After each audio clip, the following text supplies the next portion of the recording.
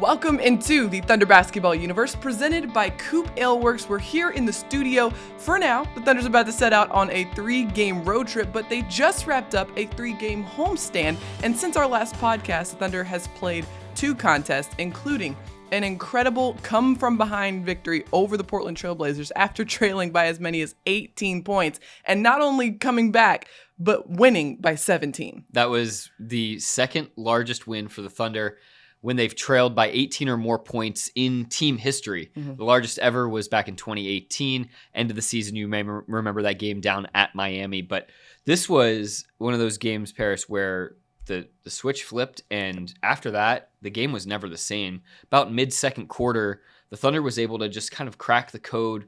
Portland coming off a second night of a back-to-back, and the Thunder was able to just get to what it wanted to on the offensive end and really clamp down defensively after giving up 31 points in the first quarter. Yep. Thunder only gave up 50 points the rest of the game. From that point at the second quarter, I think it was the 7:09 mark. Shout out to Thunder Communications for tweeting this information. OKC outscored Portland 74-39. An incredible stat and a huge testament to the Thunder's defense, who really dug in its heels to limit Portland, especially from behind the 3-point line. Yeah, just the fact that the Thunder itself only shot 41% from the field, 12 for 41, that's 29% from 3, and won this game by 17 points is a true testament to how the defense performed. It was a tied-in, collective, cohesive effort. The guys were tied on a string. Defensively, guys were in help side position.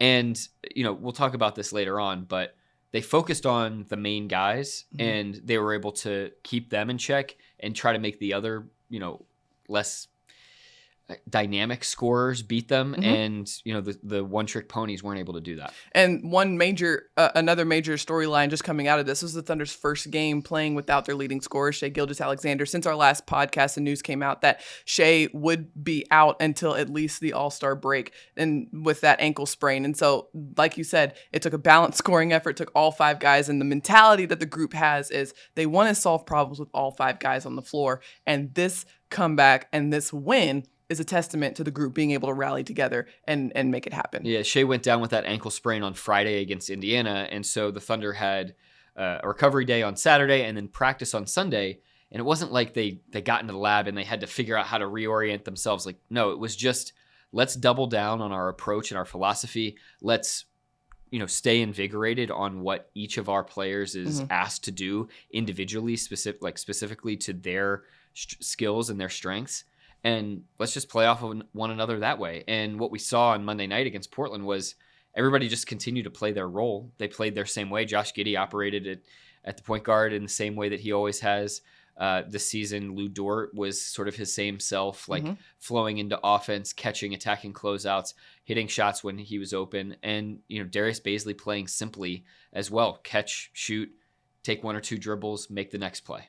A lot of guys stepping up in this ball game to allow this comeback and this win to happen. I say we go into, you can say that again, and we'll go into a little bit more detail of this Portland game. Okay, so the quote was, he's a tone setter. The first time the opponent tries to go on a possession, if you can stall that, then they have to recalibrate, and then they're deeper in the shot clock, and they have to find an alternative. I think this is the longest quote you've ever put, and you can say that again. It just...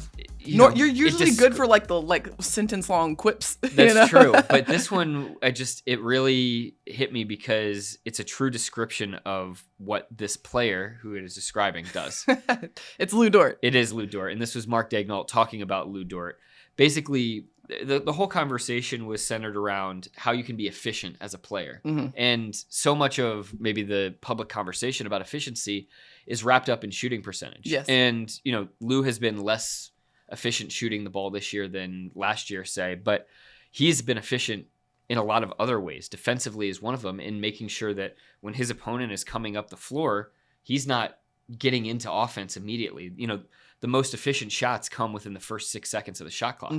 If you're forcing teams to play against that 6th defender, which is the shot clock, that's efficient basketball, because as we know, late shot clock offense is usually pretty bad. You have to have a stunner of a player, a guy like Shai Gilgeous-Alexander, to be able to pull off offense at that point in the shot clock. Right. And so Lou being able to stymie first attempts to get around screening actions and second attempts to get around screening actions, Lou's ability to draw offensive fouls, which he did again against Portland, like all of that adds up over the course of time. The name of the game for the Thunder heading into this game with Portland, Coach Dagnall said it before the game. He said, this is a big point of attack game for us defensively, meaning high pickup points against Anthony Simons and CJ McCollum, knowing that they want to get settled in that right behind the perimeter and get settled and get that rhythm offensively. You just can't let them get there.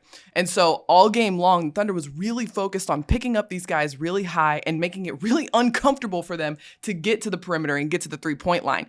Lou Dort, tone setter, picked up Anthony Simons really, really early in just kind of every now and then the Thunder would throw out, a full court press. He would pick him up as soon as he crossed half court. And for the night, Anthony Simons finished with 8 points. And this was after he had scored, I think, 20 or more points for 4 straight games. He was averaging 24 points a game over his last 8. And I think over the last 13, he's just been on this heater, right? Ever since Damian Lillard has gone out, and I thought it was a great sign of respect by the Thunder that here's this young player Simons who a few years ago, you're not sure whether he's going to stick in the league or not, and you can look to the Thunder's roster and see, there's some young guys in that stage of their career too, and through player development, through sticking with these players, through getting them opportunities in the G League, just like Simons has gotten, he has burst onto the scene to the point that Lou Dort, the guy that we're talking about, got the assignment on him instead of the veteran CJ McCollum.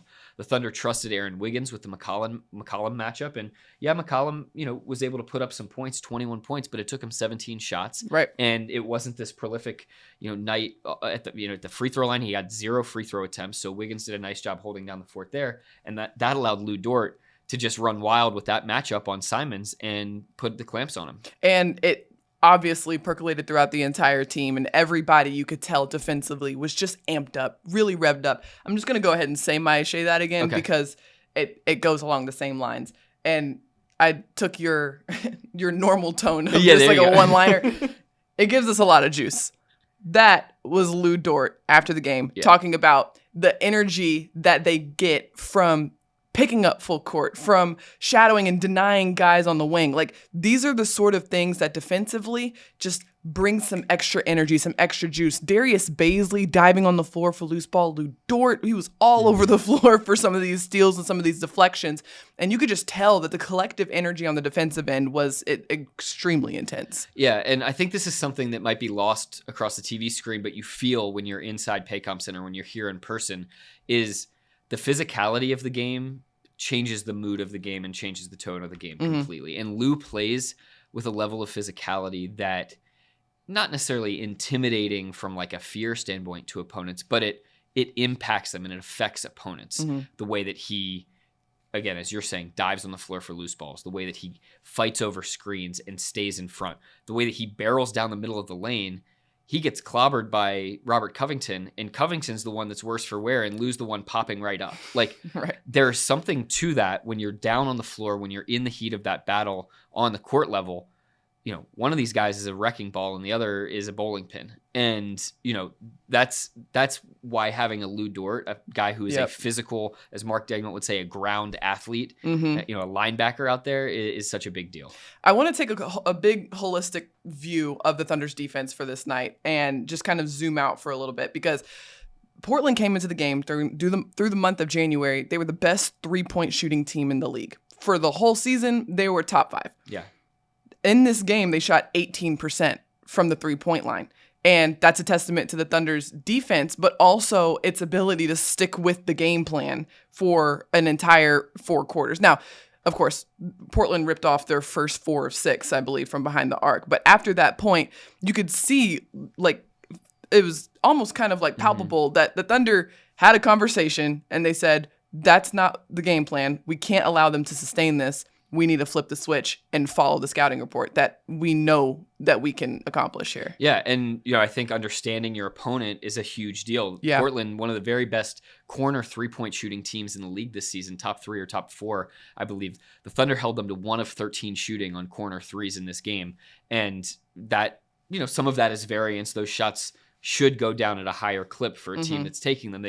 Portland came into the game making about 40% of those, but some of it has to do with getting out and contesting. I mean, Darius Bazley, who we talked about, is one of the best shot contesters in the entire league. He's got more blocked shots than he does fouls on the season, which is impressive. I mean, nobody, with the volume of blocks that he has above 50, nobody's doing that.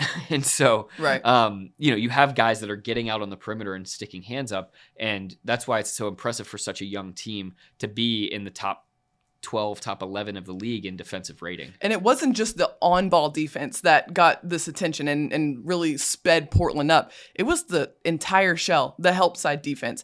Jusuf Nurkic, that they were trying to get it inside to him over and over and over like it was their bread and butter. And yes, he was able to get a few shots off. Yes, he was able to, knock down. He finished with 14 points.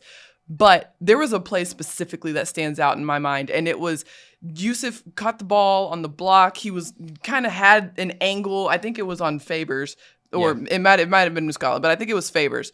And out of nowhere, Josh Giddey just runs across the baseline, and he is right there to just create a wall of a double team. And Jusuf ends up missing the shot or turning it over or something like that. But causing those little small, they're kind of like, that's not going to show up in a stat sheet. Like, Josh Giddey help side turnover. No, that's not going to show up in a stat sheet. But that's the sort of play that indicates that everybody is engaged and locked in, whether or not they're on the ball. Well, I'm really glad that you brought this up because it's actually something I want to ask Mark about when we go to practice media availability in like an hour. But I'll ask you here. The Thunder did such a great job last night of when they helped on Nurkic's post-ups, they came from the baseline. And they kind of did this little dance where the help side defender would be rotating over from the opposite block, and they just kind of show right there on the baseline and try to prevent Nurkic from getting that baseline spin. And then the guy that was actually defending Nurkic, usually Favors or Muscala, was kind of shading and preventing him from getting to the middle of the floor as well. Why is the baseline the best place to help from in that situation? Or if it's not the best, why was it best in this scenario with a guy like Nurkic? I would be curious to hear Mark's thoughts on this, but just from my observations and looking at it, the help side defender is able to come from a farther distance because it's on the baseline. So you can't help from like the top down. That's an easy pass out to the top of the key for a shooter at the top. Like that's an easy wide open look.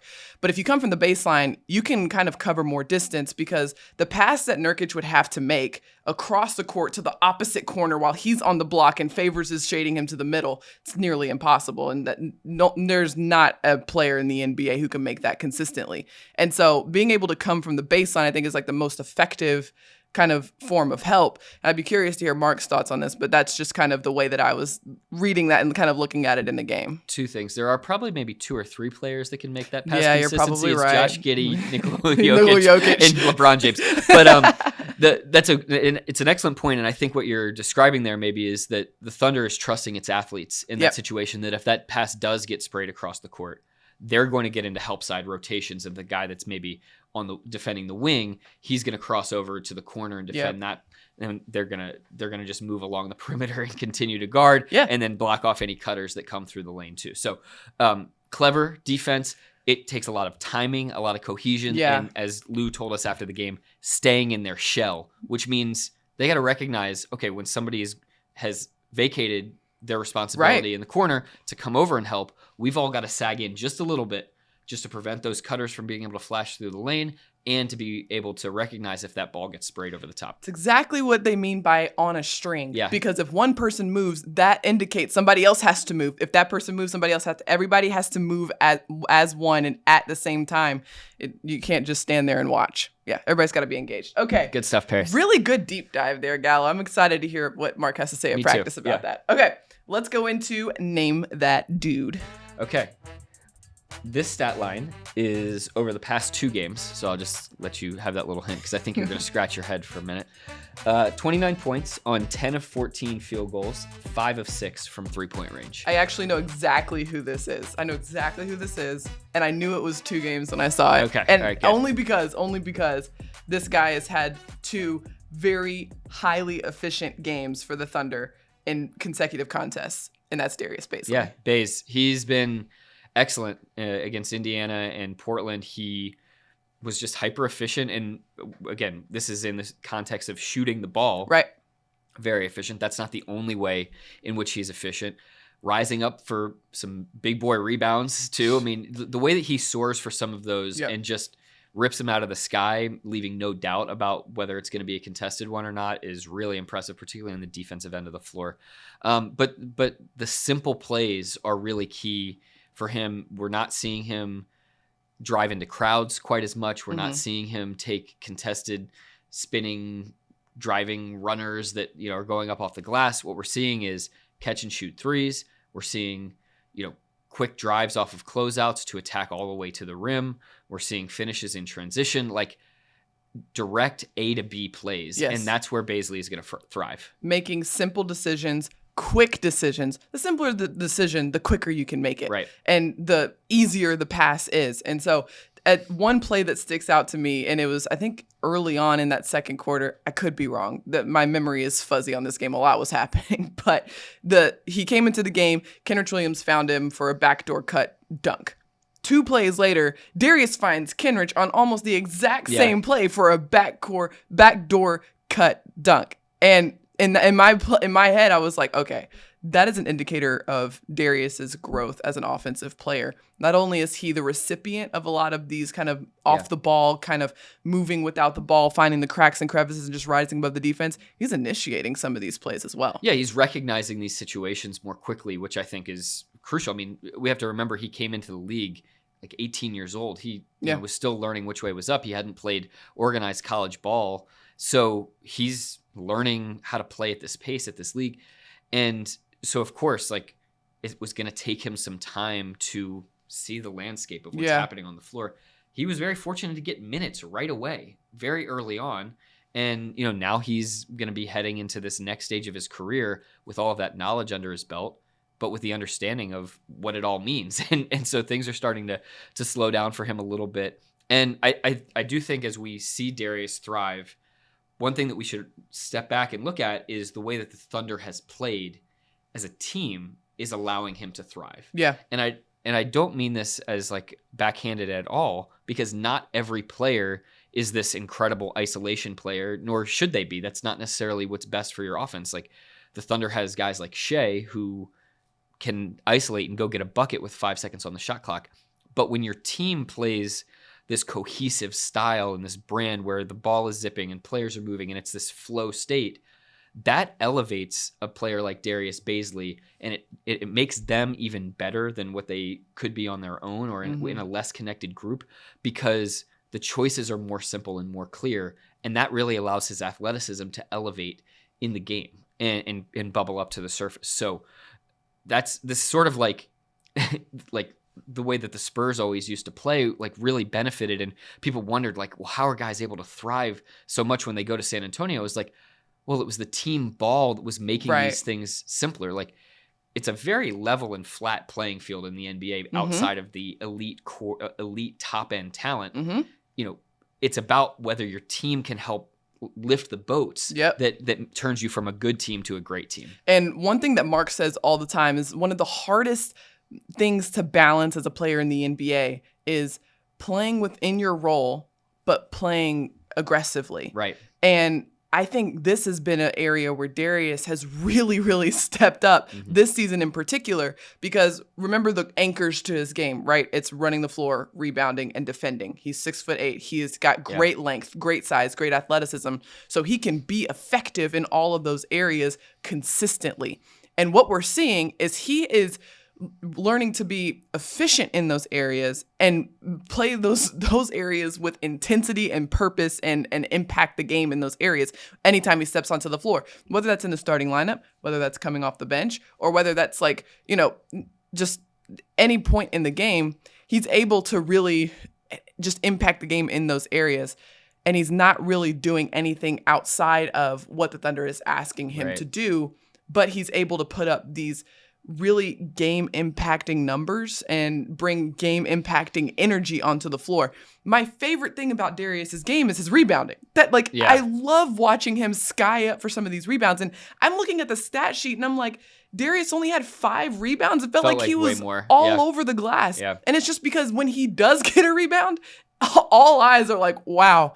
He really soared over everybody to get that rebound. I always call it, when I'm typing up my play-by-play during the game, I say an emphatic rebound. Yes. And I feel like I type that about Darius all the time. And you don't often think of the word emphatic for a rebound. Like, you're putting an exclamation point on it. But sometimes that's how they feel with Darius. And I think that's also a recognition of like a core skill that he can bring to the organization this year when the team is maybe a little bit lighter up front than they have been in years past. No Steven Adams and guys like that. Yep. But also as the team projects out forward, the Thunder can assess and say, okay, well, we have a guy like Darius who currently in this role, kind of coming off the bench, sometimes a spot starter, like he can be a plus rebounder for us. Well, maybe that helps us orient like what we're looking for in the future. It's like when you have some of these tangible skills, and as each of these players is defining what their skill set is, and we go back to like talking about that Josh and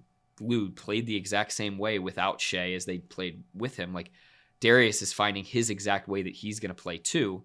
And if he can hone that and make it consistent every night, well, that really helps the Thunder have a lay of the land on what they need moving forward. Right. Yeah. So great energy from Darius, great intensity from Darius, and great efficiency from Darius as well over these past 2 ball games. Really encouraging for the Thunder coaching staff as well. All right. Here is my stat line. 14 points, 12 rebounds, 4 assists. I am going to say this is Josh Giddey. This is Mr. Giddey himself, who registered his 11th double-double of the season, which marked a new Thunder rookie record for double-doubles. Yes, Sorry. right. Yes. He also leads all rookies in the NBA, I think tied with Evan Mobley for double-doubles this season. So, the OKC record, and as well, he's keeping pace with rookies currently in the NBA. Yes, and the thing that I also appreciated about Josh's game is that, he's not playing outside of what he would normally play, even with Shai in the lineup, with Shai out of the lineup. He was still operating as the same Josh Giddey we have grown to see over these past, this entire season. And the thing about his game against Portland that it stuck out in my mind was, we know Josh to be able to make these, really strong whip passes across the floor that just catch everybody's eye and attention. They end up on highlight reels. Josh had a few turnovers making some of those passes, but he continued to make them. And this goes back to I think this was your line of questioning in one of the Thunder's previous games. It was against the Pacers. Josh missed airballed a 3 in overtime against the Pacers. And then the very next possession, he comes down and drains a mid-range. And mind you, this is a close ball game. This is overtime. The Thunder had just battled back to make it a game, make it tight, make it intense, and the game's on the line. He just airballed a 3, and then he shook that off to come down and hit a mid-range jumper. I'm thinking that same mentality, that same confidence, that same just I'm not going to let something like that rattle me when he's, he had 4 turnovers in this ball game because he was trying to make plays. He was trying to get the ball to certain guys that he thought he saw. Right. But he would still be able to finish with 4 assists on the night, being a great facilitator still out there on the floor and help get the ball moving. Well, I think as we see in this stretch coming up with Shai out through at least the All-Star break, opposing teams are going to pay more attention to Josh, and that means really they're going to put a better defender on him primarily, and their defense is just going to be schemed and locked more into dealing with him. And this is going to be a great opportunity for Josh to get game planned against, have to learn from that, they're going to sniff out some of those whip passes that he tries to throw. They're going to sniff out some of his driving moves.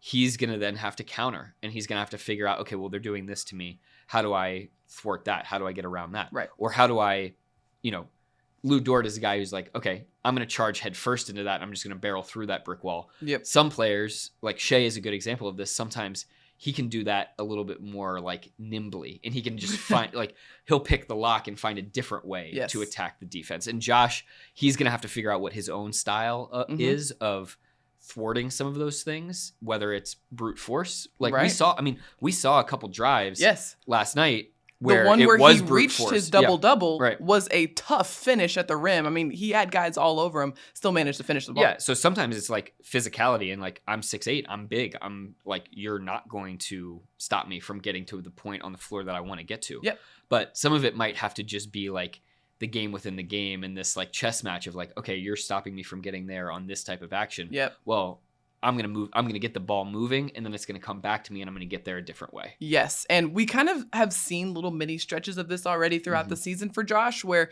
you start off strong as a rookie, and then you're on the scouting report. Yeah. Now they've got film on you, and now they can kind of start to game plan against you. He worked through some of that already this season. And so through this stretch without Shai Gilgeous-Alexander, it's going to be interesting to see, because now he is, he is the primary ball handler for the group. And so there's going to be a lot more attention on him during this stretch. So this could be a really good time for Josh and a good opportunity for his growth and development. Yeah, and something to watch for too is just where he'll play defensively. Yeah. This is something we talked to him about as well. Is he recognizes that Shai being on the floor and the experience and the length that Shai has defensively at 6'6" has been one of the reasons the Thunder's been able to play 3 rookies in the starting lineup at times and still be a plus defensive team. And Josh is recognizing he's got to step it up on the defensive end of the floor. He wanted to do that anyway. Shai being out is not changing that. It's just this is more of an opportunity for him to be in the forefront on the defensive side of the ball, take on some different matchups, maybe slide up a little bit higher in terms of who he's playing, 3s and 2s, or, maybe still stay with defending 4s depending on the matchup. And we heard from Josh that he is looking to take that challenge on head on. And this is a guy who's very competitive. He wants to win. And even after the game, everybody always asks him about his stats, right? Like, you're on track for this, or, you have a double-double, you're rookie leader in double-doubles. And every time he always deflects and he says, I could have 0 stats and we win the ball game and I am happy. The stats are cool, they're all right, but I'd rather have the win. He has a nice balance, and I think a lot of Thunder players have this too. Shai's one in particular. They have a balance of, they don't really care about the stats, but they do care about the development and the process. They're also super competitive. So, of course, they want to win. Yes. But in the case that they don't win, there's still something to play for. There's still something that they're invested in, which is the growth and the development of themselves as individuals and of the team as a whole. Right. And so I think having that perspective allows him to say, I don't really care about the stats. What he's saying there is like, we want to be developing the habits towards winning basketball. And as a result, like the stats might come from that. But really what we should be focused on is the growth and development of the team. Not playing for the sake of the stats. Exactly. Right. Yeah. Really mature perspective from Josh Giddey. And with that, we will take a short break and we'll be right back right after this. COOP Ale Works is the proud sponsor of Thunder Basketball Universe. Brewers of the fan favorites F5 IPA and 99-calorie Ice Chest IPA. You'll find those and many more COOP beers at retailers across Oklahoma. Learn more at coopaleworks.com. It is now that point in the podcast where we want to bless your timeline, and you can certainly expect that your timeline will be blessed throughout this entire month because it is Black History Month, and the Thunder has a lot of incredible content cooking. We would know we are helping out with some of that content as we speak, and there should be some really awesome content coming out from the Thunder throughout this month. Yeah, some great storytelling of our own people that work within the Thunder organization, but also something to keep your eye out on our at OKC Thunder social channels, our at OKCThunder.com, our website. A great piece about a historical figure in Oklahoma, Solomon Sir Jones, one of the very first Black filmmakers really in this state. He just went out with a camera and documented what he saw. So some really cool imagery and just, great history of kind of a pioneer in this state. I love this piece because it is not necessarily about anything Thunder related, Yeah. but it's about our state and it's about the history and the Black history in this state. And it's really interesting, super educational and fascinating. And really a lot of props go out to our incredible videographers and broadcast team for uncovering this story and putting it together. A lot of incredible imagery of Black Tulsa in the 1920s, which is some of the only video footage, probably the only video footage that exists of life during that time. So there's some really interesting factoids and information on the person behind the camera and why that footage is so significant in this piece. Yeah, it's just cool. We have just passed the centennial of the Tulsa Race Massacre. And so, we're kind of, there's so much conversation was happening around that and remembrance of what Black Wall Street was like in the Greenwood District. And so to be able to surface some of this footage and provide people with not just a description, but a true view into what Tulsa and the world looked like at this time in Oklahoma, I think is really cool. So be sure to be on the lookout, OKCThunder.com and at OKC Thunder social channels for all of that incredible content. You're going to want to see it. You're going to learn something too. And one other thing that came across our timelines, super cool. We always tell you to keep an eye out for the OKC Blue because you just never know what's going to happen, who will be with the team. And for the first time this season, Jeremiah Robinson-Earl was with the OKC Blue on Monday playing against the South Bay Lakers. Nick Gallo, you were there on the call. What did you see? I saw a 25-10 double-double from our guy JRE, who went out there and it wasn't like he went beast mode and he started posting guys up and, dunking on people like Shaq. He played his game within the flow of the offense. He got his pick and pop 3-pointers. He had 4 of those in the game. He rolled to the rim. He, kind of just attacked in transition the way that he usually does. Got a couple tip-ins. Like, he played JRE basketball, the same version of him that we saw in 36 starts this season for the Thunder. And it was such a good sign to see him go play with these guys that he really hasn't played with for much of the season. He was out there with Alexei Pokusevski and Paul Watson Jr., but besides that, most of the players on the floor have played solely for the Blue this year and not for the Thunder. And without missing a beat, without any practices to my knowledge with the Blue, he was able to go out there and just get in where you fit in and play his game and his style. Such a great emphasis to sort of what we were talking about earlier about guys when they solidify what their game is and what their strengths are. That really helps the Thunder see the floor and see kind of what they have and what they're working with.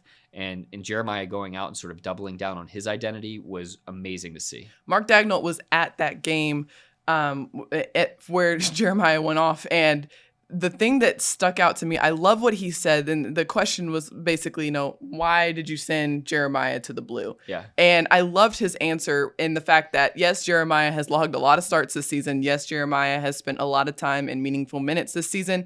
But for a rookie, if you zoom out at their development, what's more impactful?